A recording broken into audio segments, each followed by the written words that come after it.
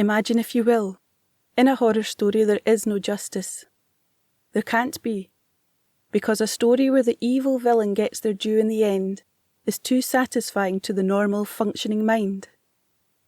No, in a horror story the villain gets away after having done some terrible thing, leaving the reader thrilled and horrified, and the villain facing no consequences, being still at large and out there, lurking in the shadows of the mind.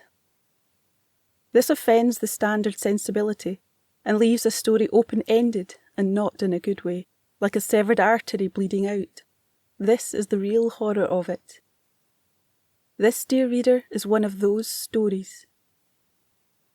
Cold, wet, it was a cliched dark and stormy night in a big city.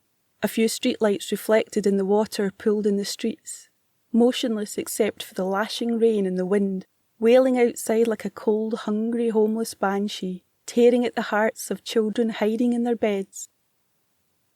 Our story begins here. It begins with a nurse.